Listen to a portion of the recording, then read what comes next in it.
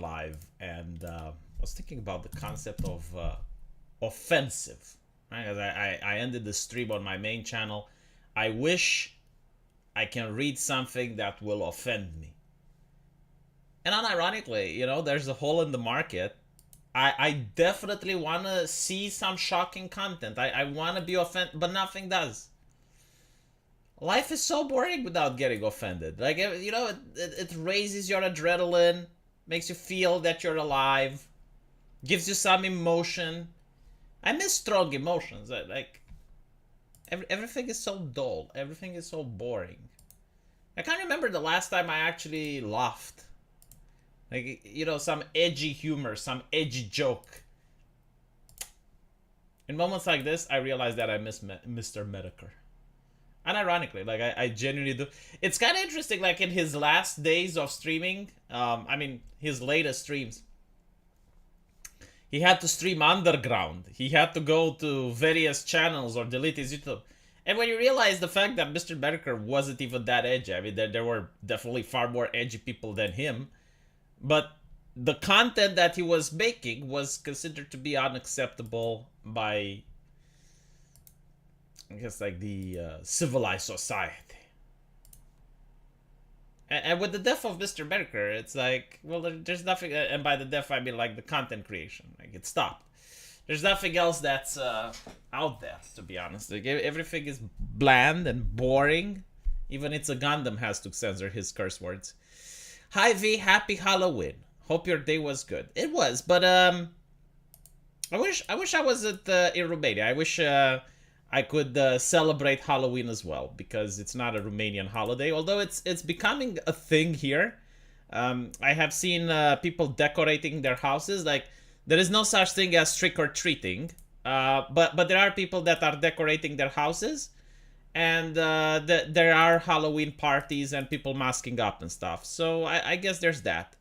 But you will not find people trick-or-treating, which would be kind of cool, like seeing kids coming to your door dressed as various spooky costumes.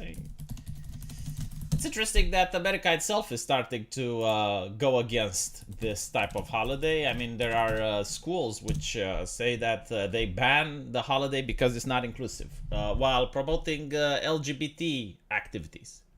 Those are inclusive, of course. How dare I think differently?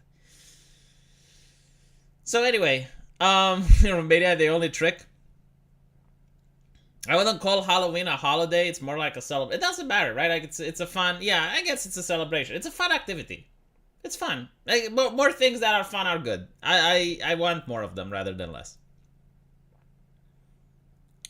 Gundam covering E-Thoughts was hilarious. Yeah, and he can't do that anymore. Like, YouTube won't let him.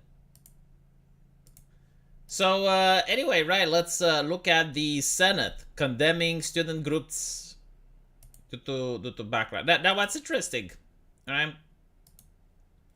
What's his name? Imagine Your Shock, Watson, right? He made a video where he talks about the leaked document. I haven't fact-checked it to see if it's real or not. But basically, there are plans to move the Palestinian refugees on Egypt soil, so on Egyptian ground.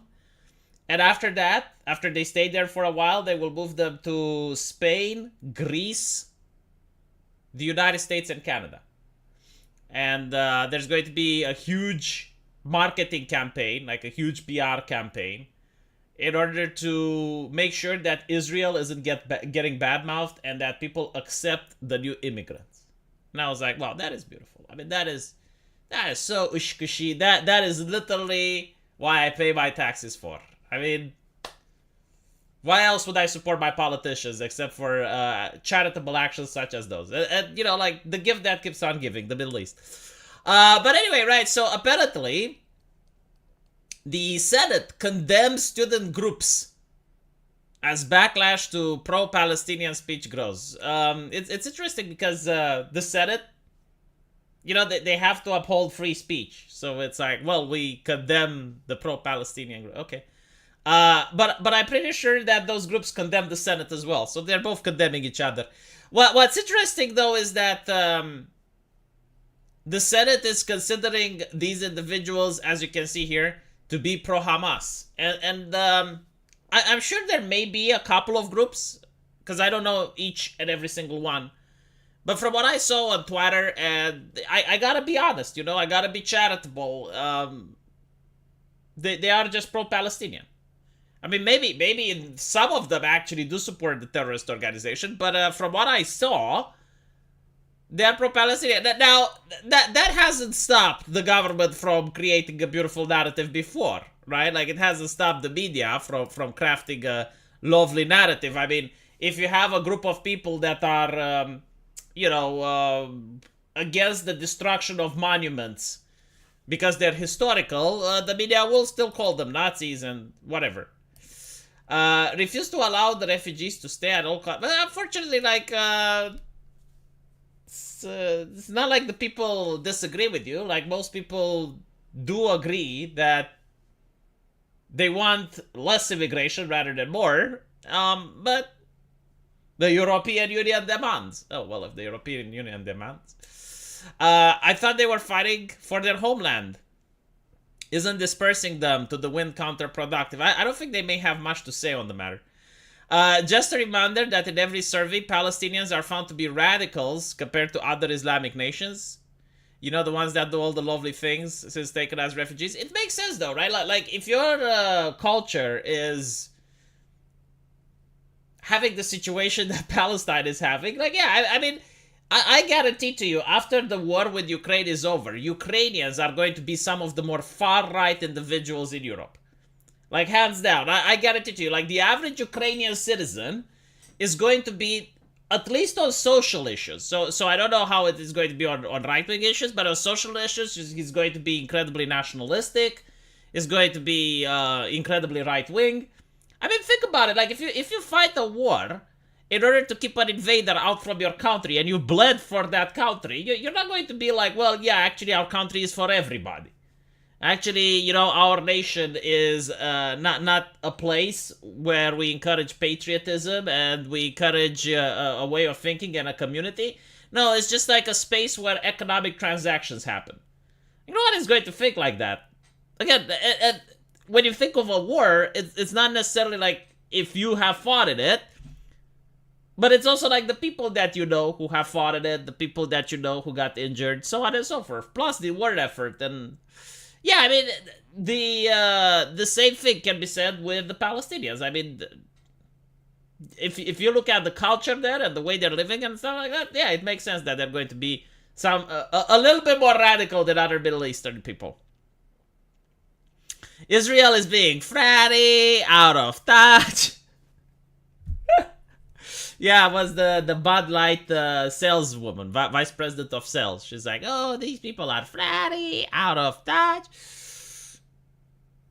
I still wonder, like, what job she has now. Like, she must be working somewhere, right? Like, I'm really curious what corporation she managed to find the job at. By the way, Broken Wizard, what currency is that? That looks like really interesting. Is it rupee? Like, it's furry, but like the symbol looks interesting. Here in Canada, Vancouver has torn down the statue of Gassy Jack, the guy Vancouver historic Gastown was named for, because racismus. Interesting how no Marxist statue gets torn down. You should notice that. Like they have nothing against Karl Marx. They have nothing against Che Guevara. They have nothing against these people. Like, all of them are perfect.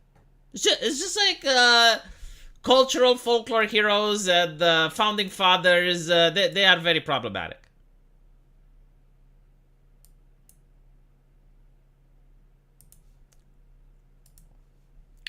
There are documentaries from 2013 with camps where Hamas is training children under the age of 12. Dude, there are videos on YouTube with Farfour. Do you guys remember Farfour? Oh my god, we're going to watch Farfour. But in another stream. So I will tell you what Farfour is. Hold on. I mean, Farfour was an internet legend at one point. Look, the Young Turks even made a video about it, showing that Farfour is dead.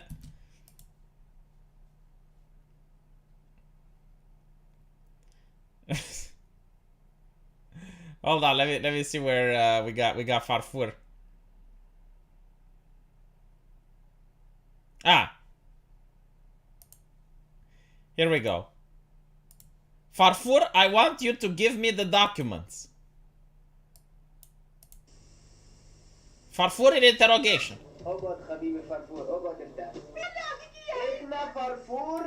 So basically, the story is like this.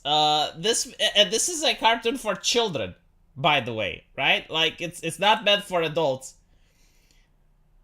It's meant for their children, the whole thing is like you got this Mickey Mouse like character, Farfur, and before his grandfather died, he gave him the keys to his house and the deed to his land. And now you have like the Jewish interrogator, which wants to take the land away from Farfur.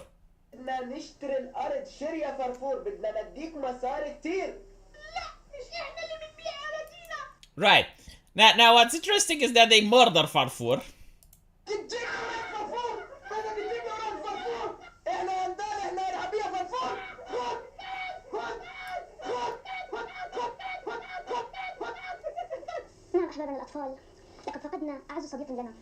Yeah, so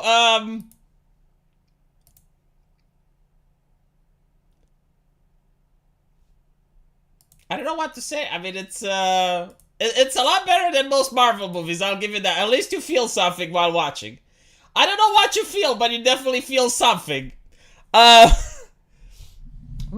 discuss this date. I mean, it's up to you. But like the thing is, that's what they're basically showing to kids there. And yeah, it's not that they just killed Farfur. They replaced Farfur. I think it was like with a bee. It was like another cartoon character which had like the wings of a bee or something.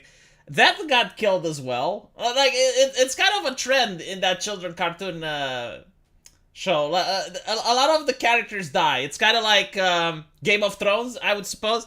But it's very easy to predict which character dies. Like the whole script is that they make a character that's wholesome, that's nice, that kids like him, and then it gets killed. So, yeah, I mean, bad acting, though. Bad acting, I will get to say. I don't care how you say the libtards are, let them speak, that's the point of the First Amendment. When things get violent, then you condemn. I know they would cancel me, but as a libertarian principle. See, I have the same principles as well, but at this point, I understand that I'm never going to get free speech back. And to see the people that advocate for the dissolution of free speech getting censored themselves is a little bit cathartic, not gonna lie. I'm not the one censoring them, okay? I'm not the one doing anything. But at the same time, you know that thing with Batman where it's like, yeah, bad things are happening to you, but I don't have to help you. Because I have seen, you know, like I have been on the internet for a while, and I have noticed that there have been people that were for censorship. And finally they're getting censored. And you would think, okay, at least they will change their mind now. Like now that they see how bad it is because it's happening to them, they will change that. They never change their mind. Never American Outline. No. Like they will get censored. You will fight for them. And then when you get censored, they will piss on you. It is a thing that keeps recurring time and time again. To this point, I'm like, okay, they're getting censored. Good. Whatever. They advocated for it. They set up the new meta. I just play by the patch notes. I'm not in the ability to set the meta.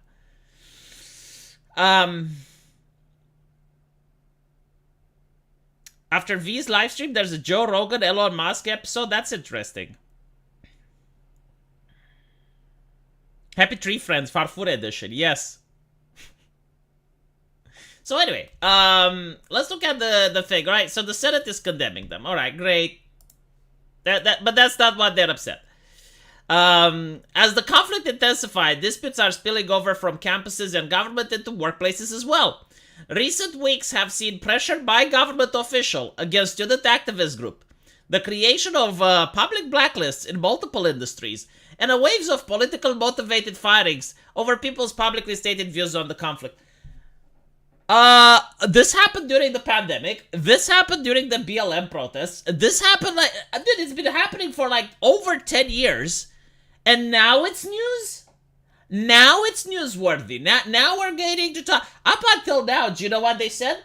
Oh, there's no cancel culture. That thing doesn't exist. No, and after that, they were like, okay, there is some cancel culture, but that's a good thing because it means that just because you can speak, it doesn't mean that you get freedom from consequences and shit. Right? So now that leftists are getting censored, oh my god, well, isn't it horrible? Like, look at these. Like, is this the type of world we want to live in? Where people can get fired from their work over publicly stated stuff on social media? Like, that's not fair. Oh my god, that's not fair. Yeah, no fucking shit is not fair. When people during the pandemic were like, can we open our businesses up? Can we stop masking the kids? Can we be finally allowed to walk out of our homes? They were getting censored. Left and right. Was that fair? No, it was. Why weren't you speaking up? Why weren't you talking about it? We are seeing people being fired from their jobs, being investigated by HR over their social media posts or conversation with colleagues. And by the way, if you want to talk about things that are fucked up, I support Ukraine, by the way, like 100%. Okay? I think that the Russians should lose the conflict. I do not want to border Russia as a Romanian. Like, I do not want to be in the same situation as Poland. Like, the same way Russia doesn't want to border NATO, I don't want to border Russia. However, I do think that some of the things that were happening and the persecutions that I saw online were absolutely disgusting. You had Russian citizens that had nothing to do with the conflict getting persecuted. There were fucking Russian authors having their books burned digitally because of the conflict. Like, there was this Russian author which spent his time in a Russian gulag. And for some fucking reason, they were like, oh no, well, the author is Russian. Cat competitions. Fucking cat competition. Like okay, the Russian blue hair is actually a nice breed. Doesn't even fucking come from Russia. Right? Like, what is it with this collective punishment bullshit? Like, oh, you don't want Russia today because, you know, in every conflict, in every war, there is an informational warfare as well. And we decided which side we're going to back. I don't really agree with it, but I can understand the reasoning, okay? I can understand the cynicism.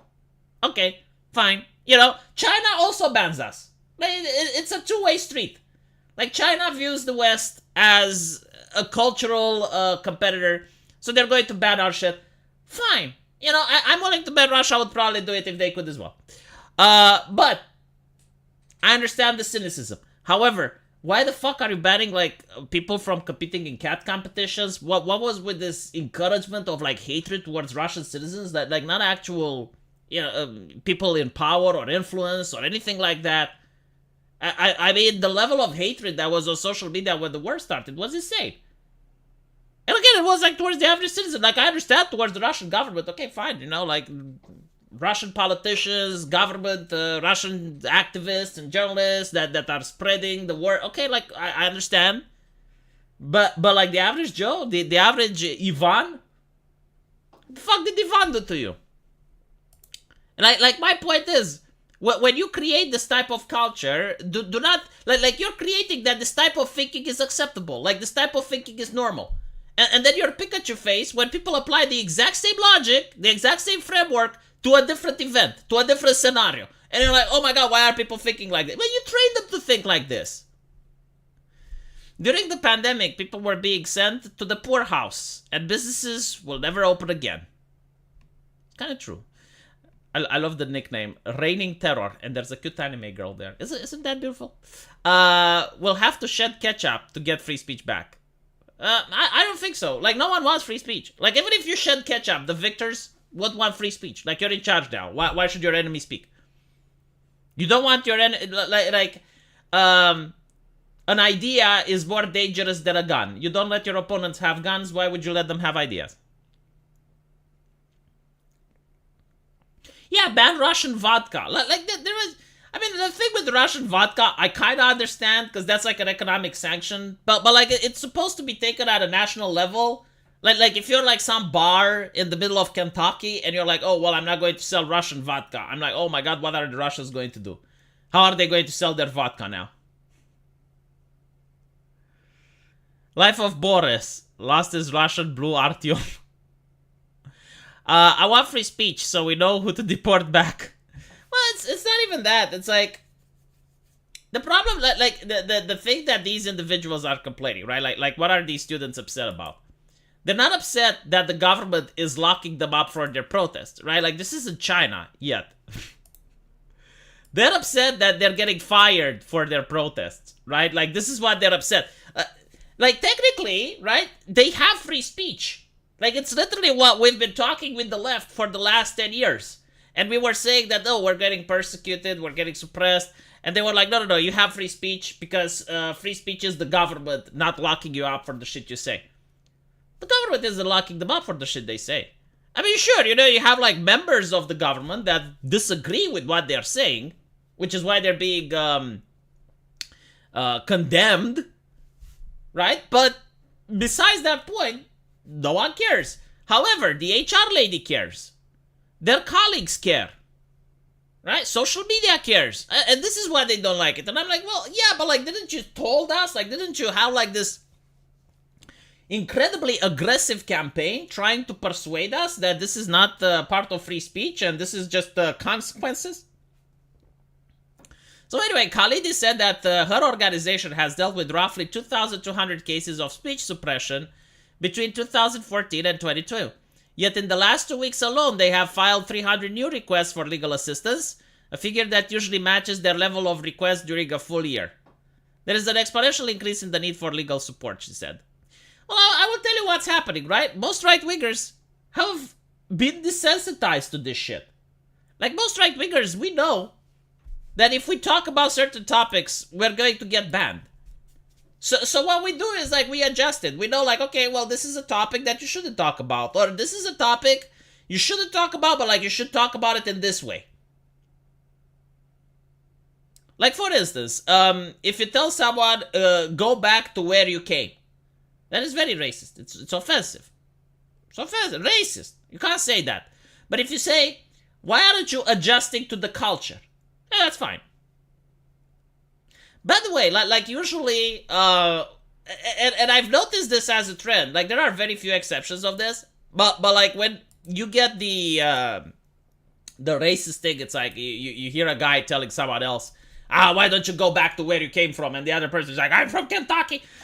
Basically, what they're trying to say is like, why aren't you adjusting to the culture, right? It's kind of like if I were to go to Saudi Arabia and I would drink alcohol in the middle of the street during Ramadan. Like you're going to get certain people from there, assuming that they wouldn't be violent, but like you would go, eventually it would be like, someone would be like, oh my god, these Romanian immigrants, why don't you go back to where you came? They would say that because I'm not adjusting to the culture. Like, I'm drinking wine in the middle of Ramadan on the street. They would be upset, right? Like, it's... That's how it works.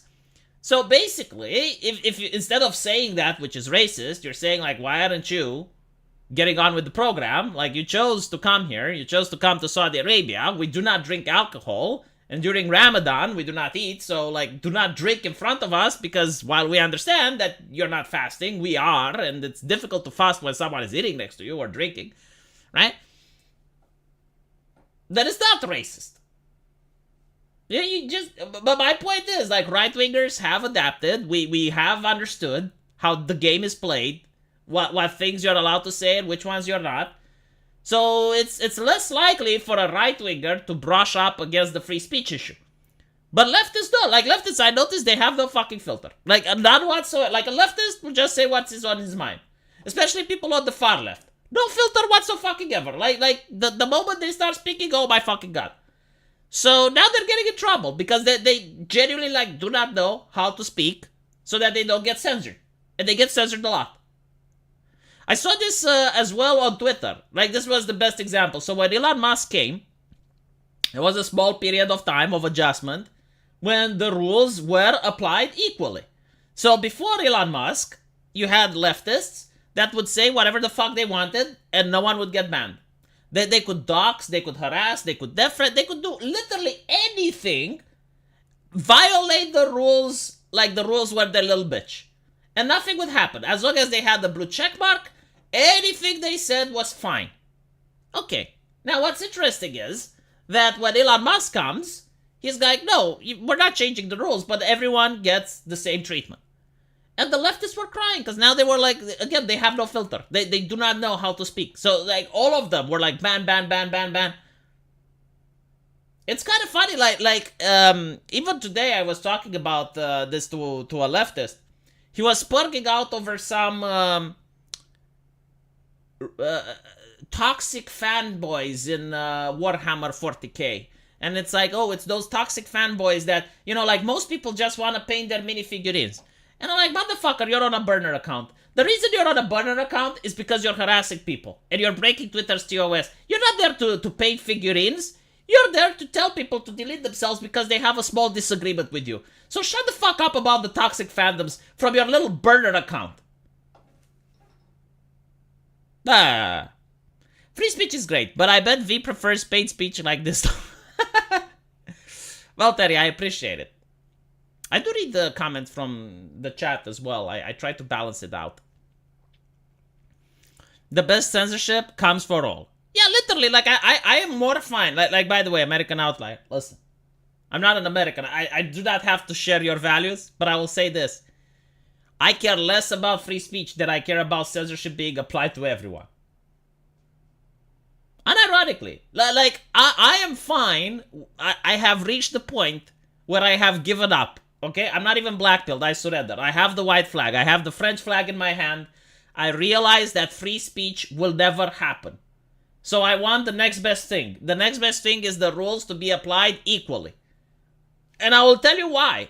Because if the rules are tyrannical and it's applied to those that make the rules as well, they're not going to make tyrannical rules at least. So you want to ban free speech? Okay. Have a couple of things that you ban, but everyone should actually abide by them. I guarantee to you though, like if you have this, like with this system, you're going to see less censorship rather than more. I'm just saying that the empire of mankind could benefit from socialism. Why? Like, famine doesn't breed good soldiers. I don't think it would. It's actually from Alinsky's tactics, like make them live up to their own rules.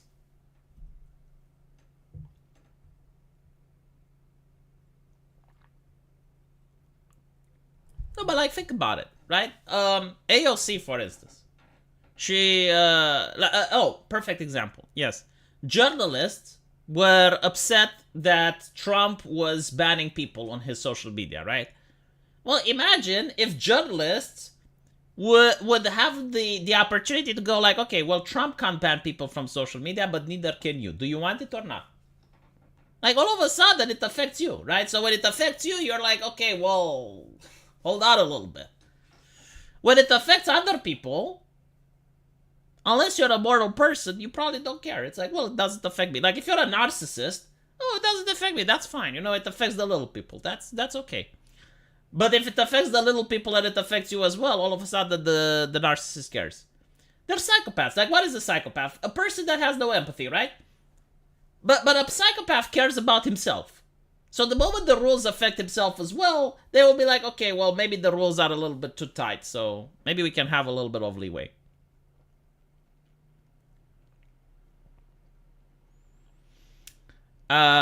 If you know who rules over your career perspective, see who you cannot criticize. All right.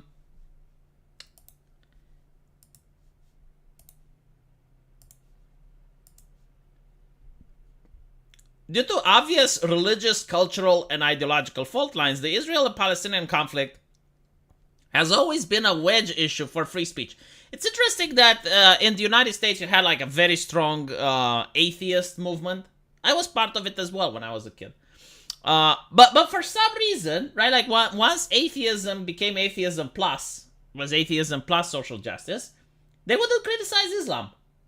Like the atheist movement, they went after Charles Dawkins, which was considered to be, Richard Dawkins, sorry, which was considered to be one of the four horsemen of the apocalypse. And he spoke against Islam. And they canceled him. And I'm like, okay, you're the atheist movement, but you can't speak against a religion? So they will say like, no, we need to talk against Christianity and blah, blah, blah. But all of a sudden, Islam was fine, right? So you're now surprised. It's like, oh, there are religious and cultural and ideological fault lines. Yeah, because like you suppressed one religion at the expense of another. What do you expect to get? So recent events have exposed a gaping chasm in perspective as a tidal wave of free speech suppression has been met with largely muted reaction, or even active support from elected officials who normally depict themselves as champion of free speech, such as Florida Governor Ron DeSantis. Yeah, but again, right? Like, Ron DeSantis is not arresting these people. He's not passing legislation against these people. Ron DeSantis, when he was arguing about censorship on social media, he was fought by the left. And I think, I do not know if it went to the Supreme Court or not, but he was basically saying that social media should not be able to ban people on ideological grounds. They pushed that all the way up to the Supreme Court. I don't know if it passed or not. But like, if Ron DeSantis couldn't help the right with free speech, how do you expect him to help these people? Well, like, what do you think he can do for these students if he can't help his own voting base? And not to mention that these students would not hesitate to ban their own to ban the people that help them. Because that's the main problem, you know? Like, unironically, I will tell you something. 100%. I would legitimately support the protesters, the students. Like, if there was like a way to donate money, I would do it in a heartbeat if I knew that if I get censored, they would support me as well. Do you think they would? So then what's the point? Why would I invest my time and resources? And not only would they would not support me, they would encourage my deplatforming. Like, it makes no sense. I'm sorry, but I just don't see it. Like, from a cynical point of view, it makes absolutely no sense. Remember what my grandpa said. Boy, the right to speak, important because people can talk so much, they can hang themselves with their own words. No, I agree, but again, like, I'm not suppressing them, American Outlier. Like, I'm not the one that's getting them fired. I'm not the one that's bringing consequences upon them. I'm not the one doing anything. I'm just watching it from the sidelines, and I'm saying that if it was to help them, like to donate money to their cause or whatever, I wouldn't do it because I know that if I needed help, they wouldn't help me. And I also know that not only they wouldn't help me, they would push me into the ditch further in.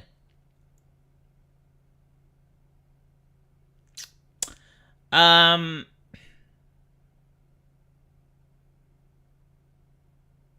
do not know that Tudor Popescu, a Romanian journalist, has been sued by the Student League for comparing pilgrims with Hamas. Oh my fucking god, that is wow.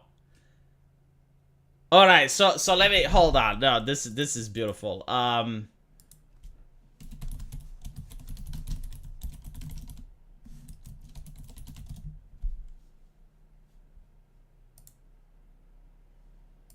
There's this Romanian journalist. I will show you a picture with him. And I think like this picture does far better than describing a biography. Like this picture alone is enough to describe this man's character. Hold on, let me see if I can find a better one. My favorite is when he was bringing up like, oh, this one is even better. Oh shit. I love to call this one the puppeteer, right? Like he's puppeteering people. You guys saw me doing the hand gesture when I tried to describe the journalist puppeteering the public. He is forming he's the opinion influencer. Like right now, he's casting the influence opinion spell. Let me hold on. Let me see if I can find one. Like unironically, like there is a very beautiful picture with him, but for some reason it's not available. Let me see if I can find it on Google, maybe.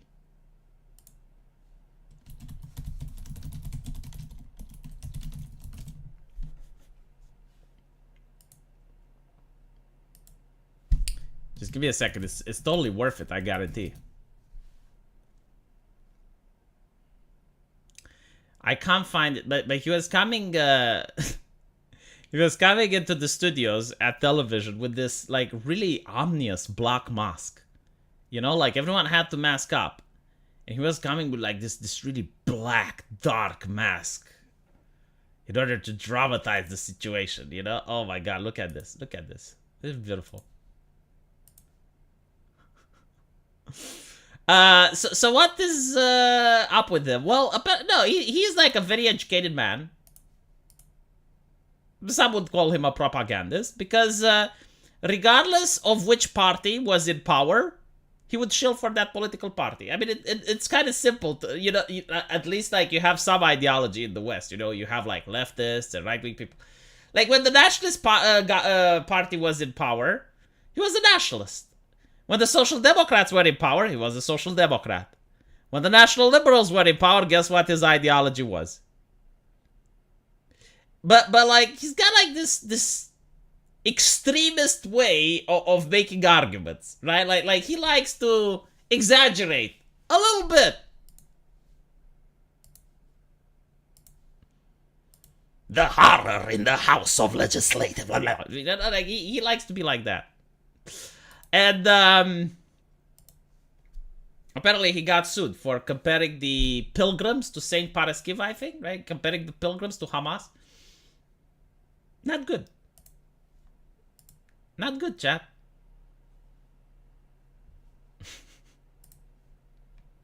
Lawsuits are expensive, I'm just going to say. Still, in Romania, if you can't win the lawsuit, you have to pay the other side for damages. So, at least we have that.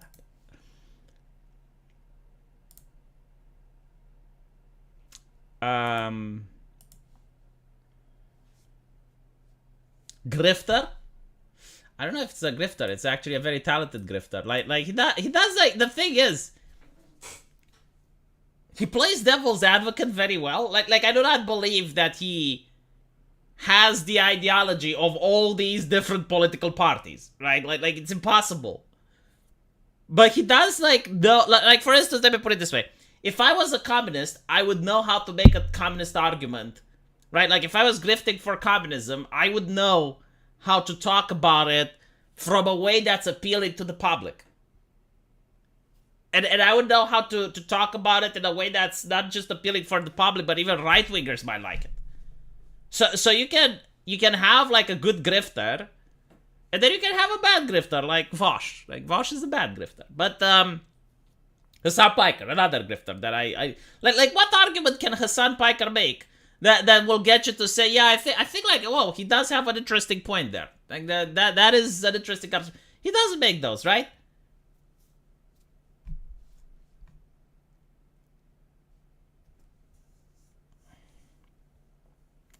I can feel his energy through the pictures. I know, this is why I selected the pictures. I told you, like, you look at the pictures, and it's better than an autobiography. Like, you know everything about that man. I don't even need to start describing. Like, you just show the pictures, and you feel the energy. Just repeat the middle school interpretation of the Communist Manifesto. No, I wouldn't even do that. You try pushing... okay, so, like, you start pushing communism, but, like, through... voluntary acts, because like that's what the right-wingers are about. The right-wingers are, because I thought like, okay, so from a right-wing perspective, actually, from a traditional American perspective, let's put it like that, what is the difference between good and evil? Like if you take Jesus out of the equation, right, so you don't have religion, what is good and what is evil? And I think like the biggest definition is that evil is usually compulsory, right? Like stuff that you're forced to do are usually evil. Not 100% of the things, but like overwhelmingly the most amount of things that you are forced to do are being viewed as evil, while the things that you do voluntarily are being viewed as good. So in other words, the government tears down your house because they want to build a highway there. That's evil. You donate your house out of charity. That's good, right? So like that's kind of the view, the main gist. Of course, there are differences. It's not 100%, but like, if you want to push communism to right-wingers, you have to make it sound like it will be voluntary. And you have to start with, like, oh, isn't it nice when you have, like, worker co-ops? Isn't it nice when you have, like, neighborhoods that look the same? Unironically, like the most successful communist experiment in America, I will show you what it is.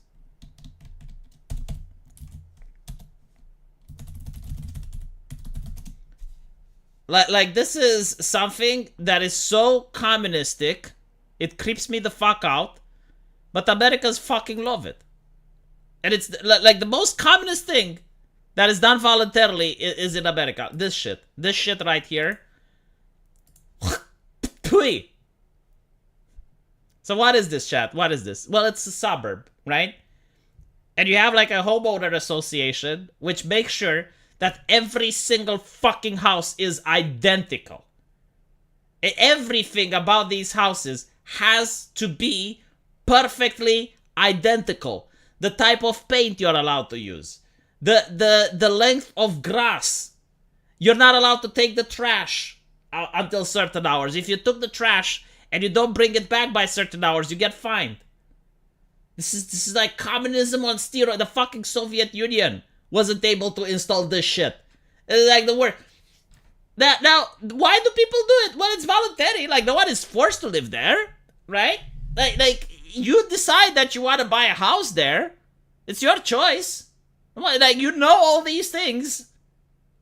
But it's equality. It's fucking equality. Like, I don't think, like, communists have managed to get this level of equality down. Everything is equal. And the people there are fucking miserable. Go on any single Reddit forum and listen to people and what they have to say about their fucking home associations. They despise them. But yet they live like this. Why? Because it's voluntary. Unironically, it is the thing. Which is why I can't even criticize it that much. I can't complain about it. It's voluntary. People want to be there. Don't want to be there, sell your house. Yeah, the media should read Reddit more. I don't know. Like, the media says that America loves it.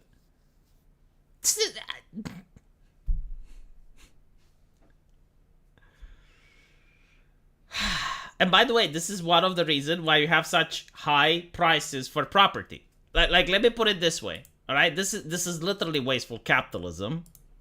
But hey, it's equal. So how many houses do you have here? You have like 1, 2, 3, 4, 5, 6, 7, 8, 9, 10. I think like maybe there's like 100 houses, right? If you were to make 20 communist looking... No, actually you can make more than 20. I think you can make like, on this plot of land alone, you can make like 40 to 60 apartment buildings. Like large tenants, 10 floors. Those 10 floors, those 10 buildings with 10 floors could house a couple of thousands of people. Easily. Probably more. Right? Like if you have, so let me show you what I mean.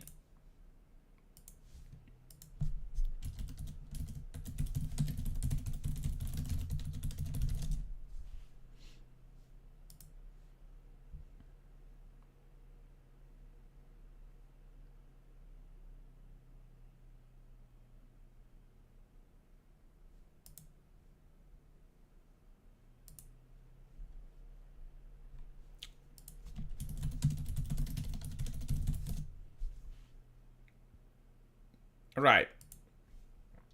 If you have like apartment buildings like this built there, I mean, one apartment can have 3 to 4 people living in it. You have around 4 to 5 apartments on a floor. You got 10 floors, and you got like 20 buildings. Like you can make the math, right? And if you, like everywhere, instead of like building those villas, you build this shit, you solve the homeless problem. It's not only that you solve the homeless problem, you solve, well, probably not the homeless problem, because a lot of them are due to addiction and various other things. But you definitely solve the high price of apartments. And the thing is, like, they want to build these things, but they can't because of the homeowner association.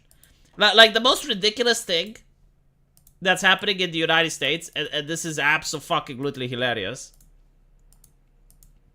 is that the people who live in those little houses, they always vote left. And they, of course, you know, they don't like income disparity, and they want to help the poor, and they want to help the needy, and blah, blah, blah, blah, blah. But the fucking moment you want to build an apartment building in their backyard, they're like, no, not here, no. This is why I'm glad I was raised in a rural area. Never suburbs, too many people. I just want to get my 5 acres of land from people. It's not even that. Like, no, because I live in one of these areas, but it's not the horror show. Like, we do not have the homeowner association. So technically, if I want to paint my house orange, I can. That's not the problem.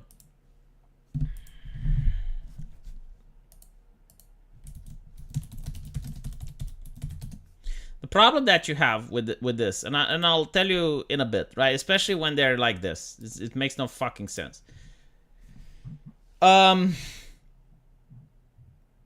You technically live like, why do you want to live at a house? Well, you want to live at a house because you want a little bit of a garden. You want the ability to, I suppose, live in the nature, right? But more importantly, you want to be alone. Like you want to play music at maximum. If you're an American, you probably want to shoot some guns. Like you want to do things that you can't do if you're in a building, if you're in an apartment block. Right? Because in an apartment block, you can't play music late at night because you're waking the neighbors. You can't do this. You can't do that. So, like, you want the house in order to be able to do the things that you normally can't. So you get this shit. Okay, if you play loud music, the neighbors complain. If you have a dog, the neighbors complain. When you're out, right? Like, you can't even walk in your underwear in your house because if some kids are playing in the front and they see you naked, they complain. Like, what is the point then? I genuinely don't fucking understand it. Like, it baffles my fucking brain. And it's not even like out in nature. You can't shoot guns because you're going to shoot up the neighbor. Like, no. And there's no shopping places, right? Like, usually they don't even allow the bus to come in. It's horrible. I generally like cannot see any upside. I don't. Would you rather be in a Supermax prison, Japanese prison, or Romanian prison? Probably Supermax Japanese. Romanian prisons, we have penitentiaries, we don't have prisons. You have 5, 10, 20, sometimes even 30 people living in one room. I mean, come the fuck on. Like, that is just, wow.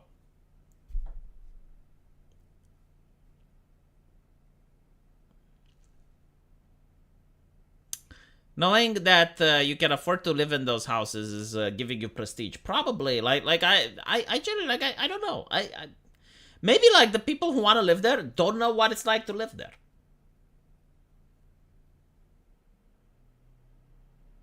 You're not an owner there, you're a stockholder. Yeah, probably. Yeah, that's how I think they view it. Like, they view it as it's an investment and you can sell it later on. So the idea is you buy it now and you maintain it how you bought it so you can sell it later. That's probably why. But like, the same amount of money, you can buy a place elsewhere and you have a better lifestyle. I don't know why people want to do that to themselves. The Eastern European virgin fears and is confused by the American suburb. I live in a suburb as well, but I live in a Romanian suburb. And if I want to change anything with my house, I can. If I want to grow something in my garden, I can. The houses aren't that close apart, so if I want to play loud music, I can. I guess I can't walk naked in my house because the neighbors, you know, they may complain. Like, there are kids out there, and if they see a willy, they don't like it, I assume. So I have to dress. But other than that, no, it's look. Oh yeah. Someone said, find Romanian pictures of prisons from Google and show it to the chat, because else they won't understand.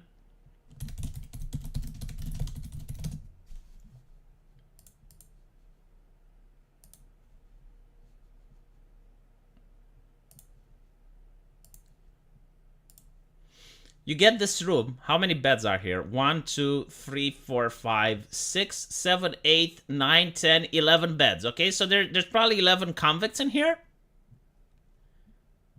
They have to stay in this room together at once. There's a TV.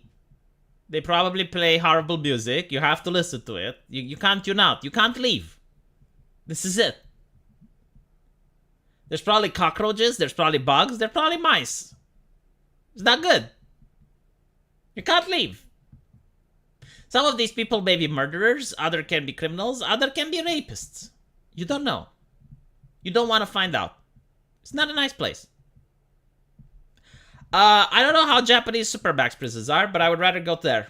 Hell, I would rather go to an American prison. I do not want to experience a Romanian prison in my life.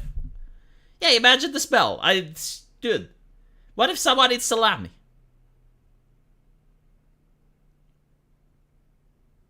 Still better than San Francisco? I've no clue.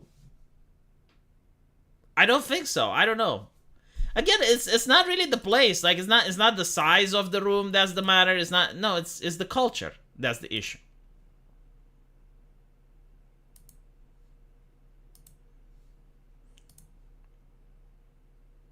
Mice and men, literally, yes. The introvert's nightmare. Latin American prisons, probably worst. Probably worse. So like from my understanding, the way a Latin American prison functions, it's kind of like if you saw that season in Prison Break. I think it's season 4. It's surprisingly accurate. Or was it season 3? Yeah, season 3, I think. You have this place, which used to be a prison at some point. Like it looks like something that at one point human being used to live there. And it's abandoned. There's no guards. The guards make a perimeter on the outside. They have a place called the No Man's Land. If you try to get out of the prison, they shoot you. So literally, you have like a group of guards that have encircled the prison. It's like they're laying siege to it. Okay? But they're not going in. And if you try to get out of the prison, they shoot you. So the question is like, what happens inside the prison? Well, it's complex. Apparently, usually like the mob boss, the Chapo, right, like the one in charge, gets to make the rules, and he gets to decide who gets to eat, who gets to sleep, if you get a room, if not, right, like you gotta talk to the mob boss. There is too much struggle snuggle in American prison. Also, I meant American Supermax. In American Supermax, there's no struggle snuggle. American Supermax is like literally you get put in a room, and you're locked in there, and you don't get to see anyone. That's a Supermax. The prisons are more dangerous the more to the middle you get. The Supermax is the least dangerous, but it just destroys your psyche, like you go insane. So you have like the Supermax, which is like the most likely that you get out of alive, unless you're on death row. And then you have like the latest prison, the one with the minimum security. That one is also lax because you don't have like hardcore criminals and a lot of bad people there. And most people who are in those low security prisons, they know that, okay, well, if I commit a crime or if I do something bad, I may be put up a level. So I'd rather just remain here. The ones in the middle are the worst. And then in America, you also have rapismus. In America, you also have like the difference between federal prison and state penitentiary. So that's, yeah, like a Supermax is isolation. Like in Supermax, you do not, you're kind of like in the shoe nonstop. So Supermax is actually, you know, the most damaging to a person's psyche because again, like you don't have any rights. But well, I mean, you don't. Sorry, I said you don't have any rights. You don't have any cellmates. But you go insane. You're locked up in a room. Like Jesus, imagine being locked up in your room with no computer, no television, no nothing for 1 month, and you're supposed to stay there for years.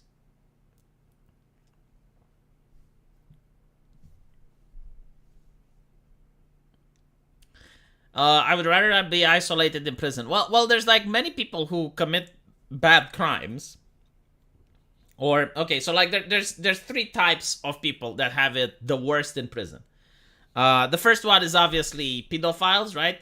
So chobos, like they are on the bottom of the totem pole. Like they get assaulted constantly in prison. It's really bad to be one of them.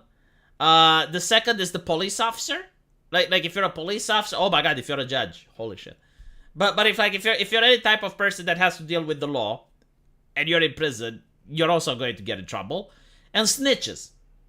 Snitches get stitches. Okay, so like these are the 3 groups of people that have it really rough in prison. Now, they will usually ask for solitary confinement. Their safety. It's like, okay, well, either I go in solitary confinement or I die, right? So they call it protective custody for them.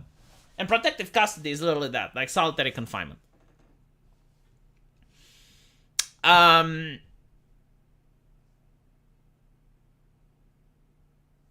a misanthropic introvert, I think they might be right. There is only one supermax prison remaining in the United States, federal prison system. Yeah, it's considered inhumane. Again, it's like if you were to have like a computer there, or if you were to have anything like a television, like something, it would have been bearable. But like you're in a room and there's just the walls and you.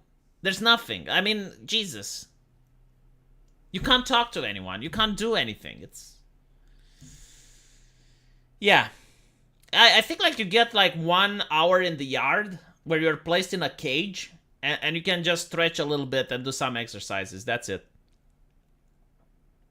I think I'll just avoid going to prison entirely. Well, yeah, but like, do you think the people that went to January 6th protest wanted to go to prison? Do you think like... Not to mention those that were found guilty of some misdemeanors, or they were guilty of some low stuff, or even found innocent, and they had to spend time locked up until they were called in and they were facing their trial. The shaman guy apparently, right? Like he actually went to prison until they found evidence that exonerated him. There are so many examples where this happened that it's like, you know, those people didn't want to go to prison.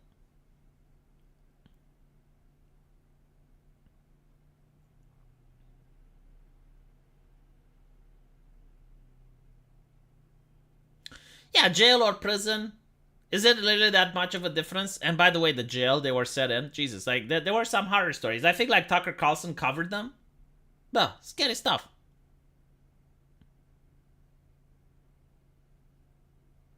That is how Japan prison is like. They make them just sit on the floor and aren't allowed to talk or do anything at all.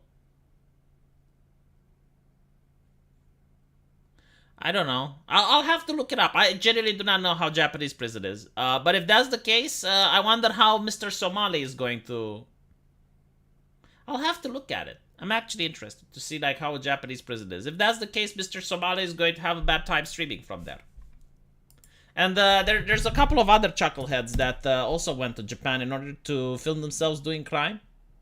Seems to be like an American tradition, like filming yourself doing criminal activity. So bizarre. My Eastern European brain can't wrap itself around it. It's like, from what I understand, like usually here, criminals, when they commit a crime, at least they try to make sure that people don't find out.